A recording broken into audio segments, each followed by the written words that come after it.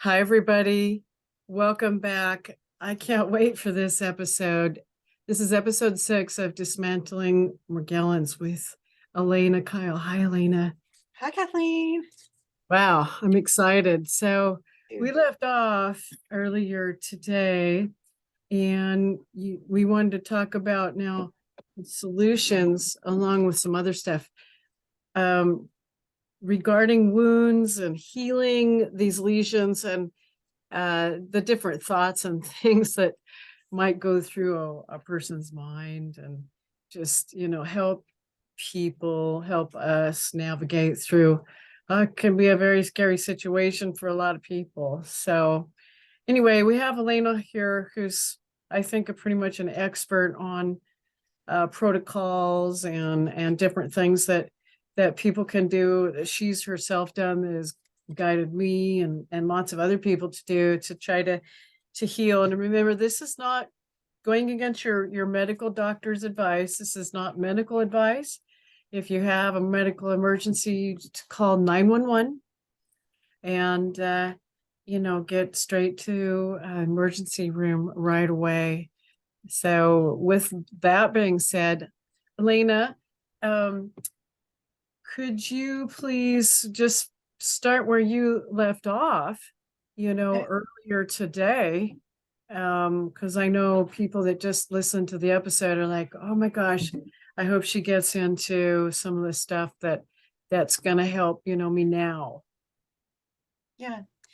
Well, so this Morgellons presents kind of differently in each person, so it might look like a different disease.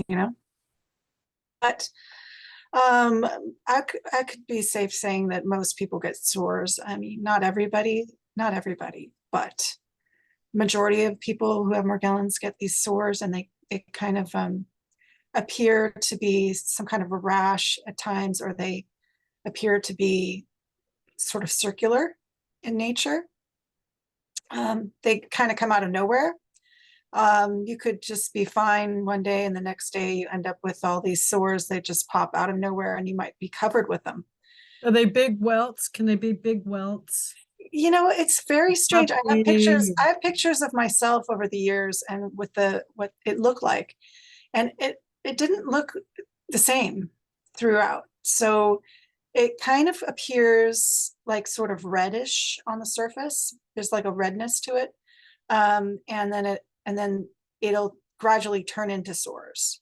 So it doesn't start off as sores usually. There's something that happens before. I think what generally happens is there are these like pustules, these sort of like zit-like things that come up that are kind of tiny. And then that gets popped somehow, like easily, right? And then that spreads.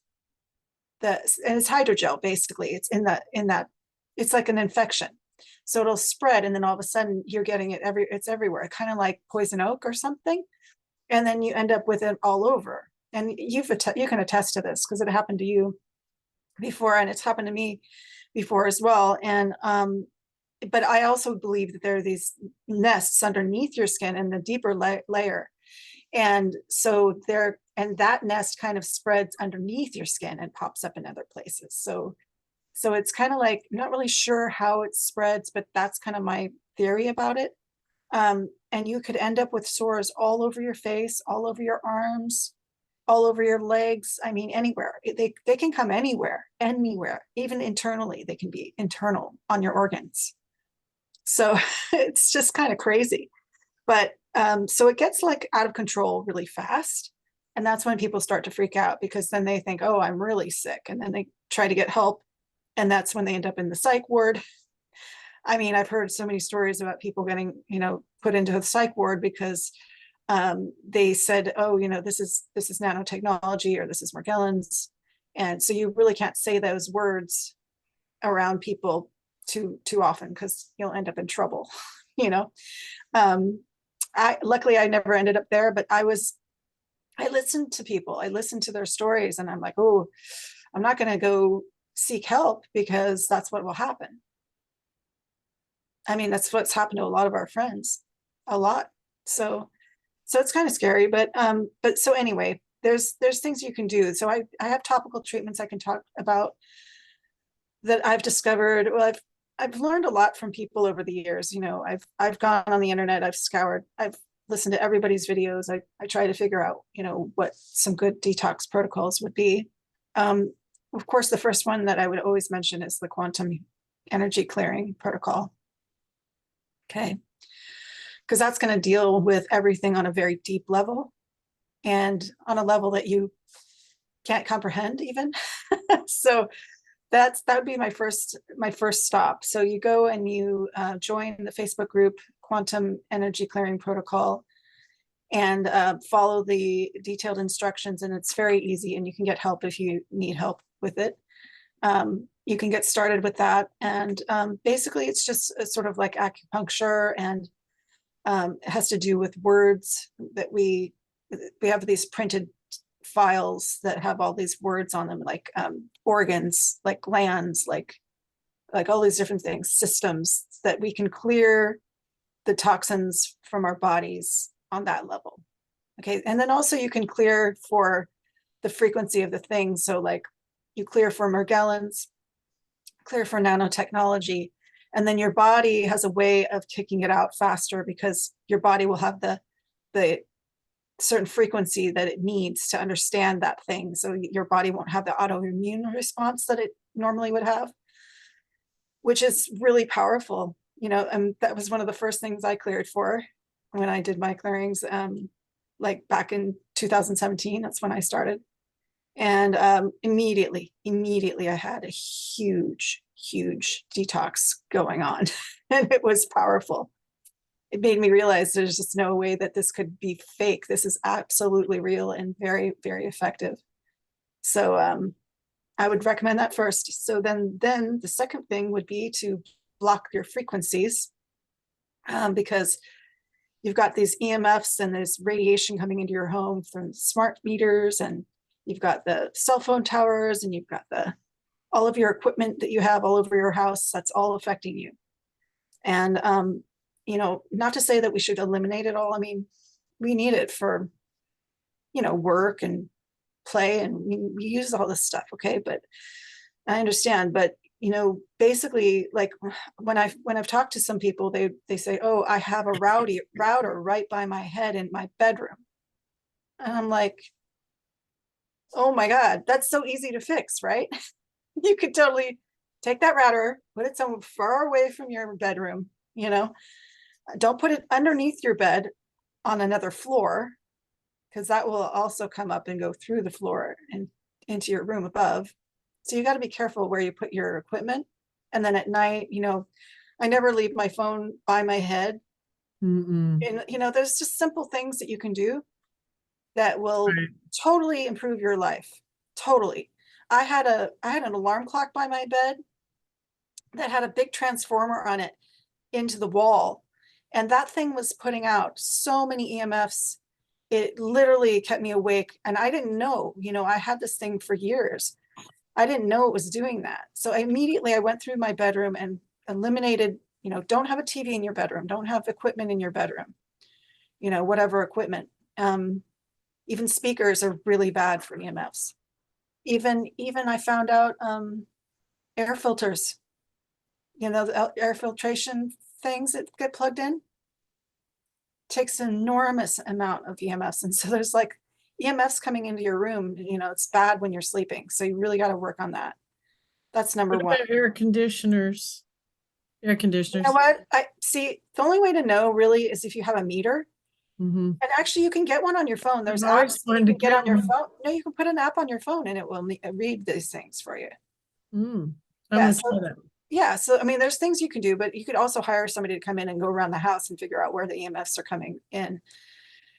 And then, you know, look outside your window and see, you know, is there stuff coming in from the outside, you know, from neighbors and from, you know, cell phone towers, what have you. There's even a place online that you can find out where the nearest cell phone towers are to you. So you can see how many are around you and how close they are. Well, I've done that. I've got like 9, I think. Oh my God. I'm lucky where I live. I don't have very many. They're not that close either. So I'm lucky, but that's in like a 4 square mile. 9. That's not very many. Like Well, yeah, Seattle, no, but you don't, that's you got want over them further 200. away. You want them further away. If they're a mile away, that's not very far. But anyway, and so then we, wear these EMF blocking hats, especially at night. Okay, this is my favorite device, my favorite tool of all time of my life, I swear. It is a device. It is a tool. It is the most amazing thing. And I cover my face like this every night and I go right to sleep. I've never fallen asleep so fast. And it's like, I don't feel claustrophobic at all. It's like really cozy, like a cave kind of. It's very cozy. I've got mine here. This is the one I sleep in, and And they this don't one's get a little dirty. smaller. I like the black one. It's all sporty and everything. It's I like to wear it when I go out, but I can always put a hat, another like my cowboy That's hat. awesome for that. Yeah, I got to get a black one because that's nice. But I have them in like 15 different colors and patterns, and they're really, And I really. know that you made me some men's larger, and those worked out well. And they're very comfortable for everyone. So if they have a large head, you can get a I make them in 4 sizes, so they're pretty much custom made for everybody. Mhm. But So anyway, this one, so yeah. this blocks EMFs, radiation, RFs, microwaves. The only thing it doesn't block is the scalar waves. So occasionally I get hit with scalar waves with the TI program, whatever, and it helps, but it doesn't block it completely because scalar waves can go through anything, really. Well, I've been surprised when I wear this at night that I'll wake up and it'll be dead silence, and most of the ringing is gone. So it's like it's quiet, and I'm like, wow, that's amazing. So it's doing its job. Well, I sleep pretty well. If I have a headache, Yeah, well, I the can- sleep is it's one of the most critical things for healing, or for, what do you call it? Detoxing, basically. Because this is all about detox here. We're talking about eliminating some very, very nasty toxic stuff that we have in our bodies. And the sleep, when you sleep deeply, there's a process that happens where your glutathione gets activated, and also the melatonin in your brain. And melatonin has lots of functions, and it basically triggers your cells to rejuvenate, to create new cells. So you have to be sleeping for that process to start. And then also it it picks up all the trash, so it takes all the dead cells out. So there's this huge process of detoxing that happens at night. So you've got to get the deepest sleep you can possibly get, and that is going to catapult you into a huge transformation of your body. Okay. So So that's why the hats are important, because the hats help you sleep. I know you mentioned something about TIs, targeted individuals, and we'll just do a whole nother show on that. So Yeah, definitely. now I was hoping that we can get going on wound care, lesion care, Absolutely. what to do when you first, discover, though it's not a pimple. It's a kind of this weird sore when you scratch it. This clear, maybe bloody kind of looking stuff really oozes out a lot. Maybe you feel like a pinchy wire or hair in there, but it does have a trigger, kind of an electrical trigger, and There's all these sensations that you're mentioning, and that's a telltale sign right there. I mean, you might be wondering, is this a Morgellons sore? Is this, what we're talking about? Well, you know, unless you have a microscope or a handheld microscope, where you have a microscope attached to your computer, where you can actually blow the thing up and see what's coming out, you won't know. Because I mean, it does look like just average, ordinary, like it looks like an average, infection, or it looks like an average shingles infection or something. You won't know. And so, every time I've done sore healing, I've actually looked at everything that comes out of the sore. I've looked at it under a scope. So I know for sure that this is Morgellons. I know for sure this is not some average thing that everybody knows about, you know, like whatever, chicken pox or something. But Well, I kept the samples, and I'm pretty sure that if you treat it, these lesions and wounds like it is kind of the Morgellons protocols, if you might say that you're going to find lots of good healing. So when they yeah. first come on, what do you do? Okay, well, I'll notice like when you touch it, it'll be extremely sore. And it'll feel like sort of like glass is coming out of your face. So it's very sharp. It feels very sharp, or maybe even electrical, like you said. It could have like a burning sensation. So, and tell you the truth, it's not just sores that you feel that. It can feel that way anywhere without a sore. So Like I you I mentioned, will all attack it. those, I felt all of that pain, Yes. glass-like, electrical, burning, because this hydrogel is kind of changing forms as it hits the oxygen. I've pulled off samples, and I've kept a bunch of samples, right? And as soon as it gets off, it's soft when you're pulling it off, and then as soon as it hits the air, it's like, bone hard structure. So Yeah. Well, that's the nature of hydrogel, because hydrogel, it actually absorbs water. That's part of the reason why we have certain symptoms. It's very, very aqueous. It absorbs tons and tons of water. So as soon as you take it out of the water, because your body's made of water, dries up in the air, then it gets hard. And also it changes form inside your body as well. So you're right. So it's changing. And when you attack that area, it almost goes into its own full attack against you. So it's very difficult to treat. I mean, people will You're absolutely go right. crazy trying to treat this, and then they're like, why isn't it working? Because that cortisone cream or whatever you got from the doctor, that didn't work, and this doesn't work, and that doesn't work, and even parasite cleanses don't work.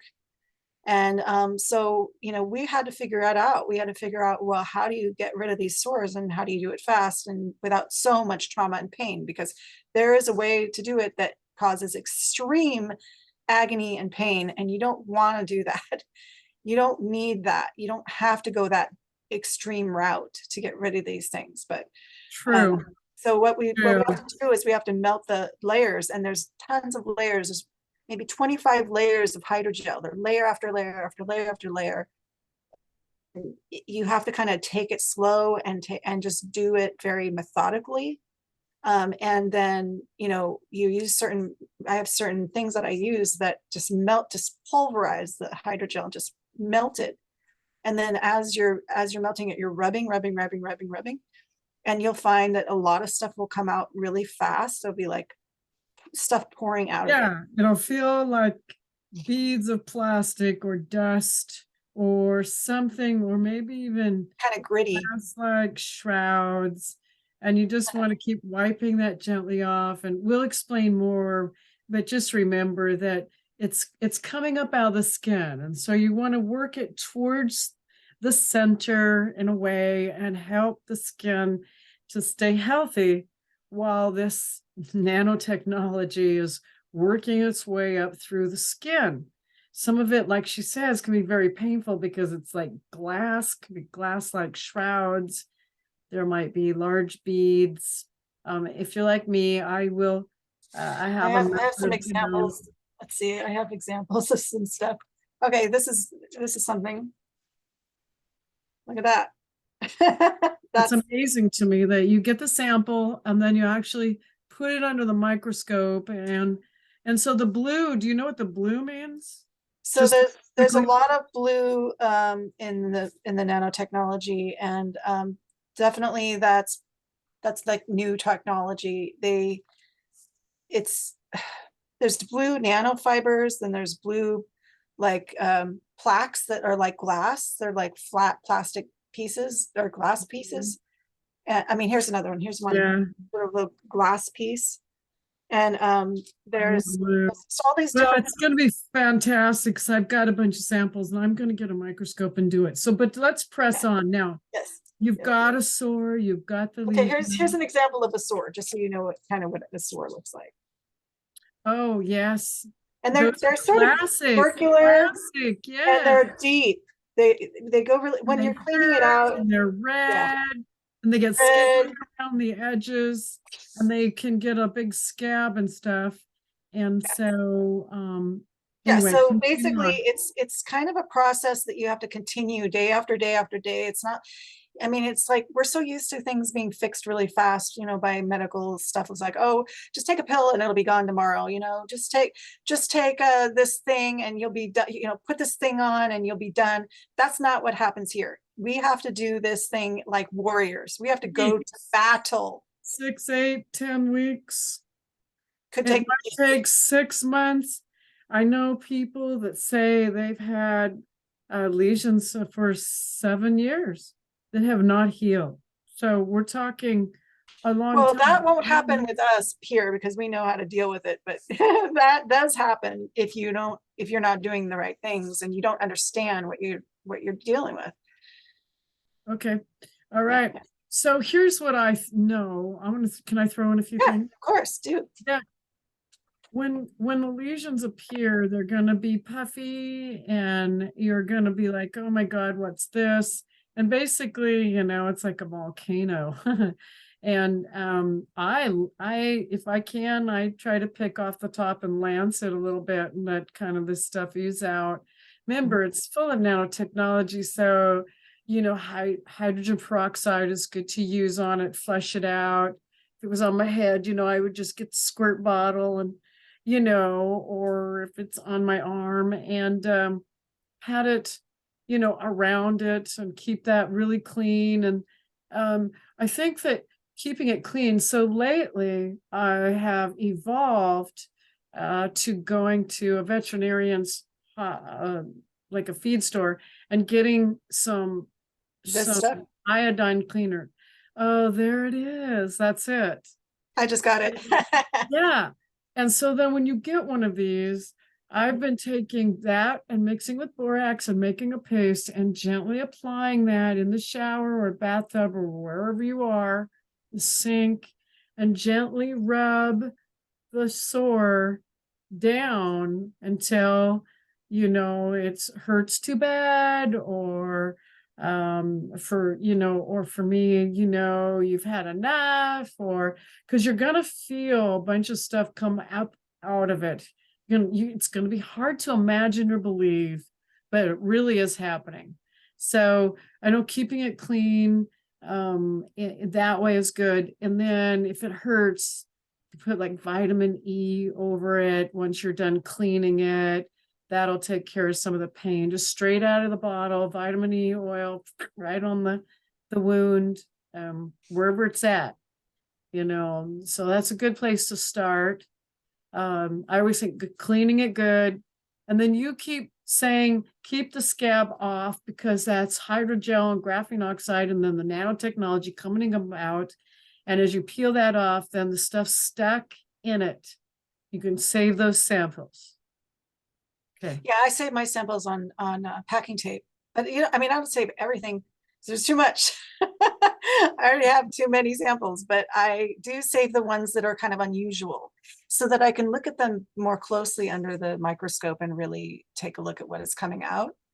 And I've removed so many really weird, bizarre, and unusual things. And so I know this is nanotechnology. There's no way in hell those things would be normal or natural in any way, shape, or form. You know, so it's helped me kind of make myself go, okay, I'm not making this up, because a lot of people will tell you that you're making it up, Why you is know, it or so that you're painful? imagining. Why is it so painful when the stuff comes up out of the Okay, skin? yeah, okay, graphene is the basis of all this stuff, right? Graphene is one of the sharpest things in the world. It's got very sharp, jagged edges, like glass, but even sharper. And since it's thin, it slices through like a razor blade. Mm. So these are like razor blades coming out of you, basically. And they're in you and they're in your intestines. And as they come out of your butt, they're coming through your intestines and scraping you all the way down. I know it's crazy, but that's what's happening. And those little tiny quantum dots, I mean, they're so tiny. They're really, really, really, like, you can't even imagine how small these things are. I mean, we see them because we only see the points of light that they put out, because they put out light. That's all we see. But when they're together, you can see something else. You see an orange, like this, I have this picture here. But basically all that stuff is really, really, really sharp. And also it's electrical, because those are transistors. Those are little tiny, tiny transistors. And okay, I don't know where that picture went. I know if I had a bathtub, I'd go to the feed store and get a compressed bale of alfalfa. And these are quantum dots, and there's a whole bunch of them. That's like billions of them. That's what it looks like. Wow, that's in a map. amazing. I have so many pictures like that. So they Yeah. just kind of group together. Well, they're magnetic, so they naturally want to clump together. Right. And that came up out of the skin. That And was, you- yeah, not even, there wasn't even a sore or anything. It came out of my face, I think. Mhm. The stuff can come out of your skin. You know, you don't even have any pain. There could be no pain. There could be nothing except for maybe a little raised bump, or I don't know. I mean, there could be nothing. And there, Yeah, I can feel like a little bump. You think, oh, maybe it's like a blackhead, and then you scratch it, and then there's a sore, but out of it there's a hard round something, bead, and you know, you're like, oh, and you try to get a sample. I mean, there's so many times that's happened where it feels like it's getting dropped on the skin, and then it sends a probe down in, and then it starts constructing some sort of system to where that quantum dot then can start setting up and get information. I know it's crazy. So that's why using the borax is really, you know, one of the best ways. Just put it in your favorite liquid soap and make a scrub. the best is to put it in your shampoo. Oh my God, your hair has never been clean. Yes. Your hair has never been clean until you put borax in your shampoo. Yeah, it's Oh my not gosh. it's not a cleaner. It's a mineral, and it's really does help dissolve hydrogel. And see, that's the key. Yeah, that's the So key. to kill the hydrogel, to stop it from getting Wi-Fi, to cut it off from its source. So if you have a sore, it may have already blanketed out the graphene oxide, set out its satellite little sensor systems that are now growing their own system and spread out and have sores. But if you use the borax scrub and you gently start scrubbing where the dust settles, like the nanotechnology for facial recognition and all these areas Oh, where there's so many areas, but this one right settles, here, that's right. yeah, If you're getting these sores right around here, the mouth, this one right here. these are for facial recognition. And so gently using that, and I guess if you wanted to like take this to your facial lady and tell her, you know, try to put some borax on my stuff and take a look at that. But for us, for me, for a country girl, just putting this borax from the Boratine, you know, it's like $6 a box. I love that you So effective.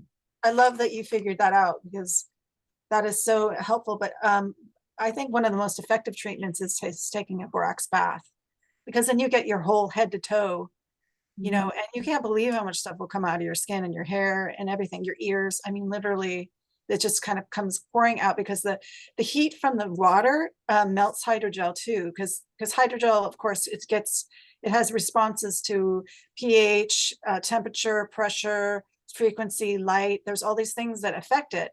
So if you can get in a bath, it's really hot, you know, over 95 degrees. And then you put 2 cups of borax, 1 teaspoon of cinnamon powder, and you put in some citrus soap. Citrus also cuts down and kills the fungus as well. And then, well, hydrogel is sort of like a fungus. So we're trying to do everything antifungal. And then you also put in clove oil, but a few drops of clove oil, maybe 20 drops, and mix it all up. Get in there for 20 minutes at least, maybe 30, maybe more. And when don't look at the water because you'll freak out instantly. Just sit in there, just let it be. And then when you get up, you can see all the stuff, all the particles flying around and in the bath. And then when you drain it, you can even see at the bottom of the tub more of what has been left behind. And you'll see there's a lot of nanotech in there that's come out of your skin and hair. So that's one of the most important things, I think, the baths. And if you don't have a bath, don't worry. A lot of people don't have baths. Then you just make a scrub out of the same ingredients. You can put a little bit of oil in it, and then so it can stick to your skin, and you put it all over your skin and body. If it's burning you, then back off. You know, burning, you don't have to burn yourself to make this work. But I mean, it's not the things, it's not the items that are burning you. It's the fact that they're so effective. It's drawing stuff out too fast. See, I so don't know, it's pretty painful, but sometimes you have to endure it, like putting Epsom salts with it. But I found that I don't have a bathtub, so I would take the alfalfa that I got from, doing my chickens. I give them alfalfa and they eat that. So I take the leaf, and then I would take some of that and compress it and pound it in with the borax. And because there's a time when the sores will be very, very fleshy and woundy and slimy and red, and you have to keep the tissue from getting infection. And so the alfalfa, really does help with that. And I know Elena's taken it even a step further with the alfalfa.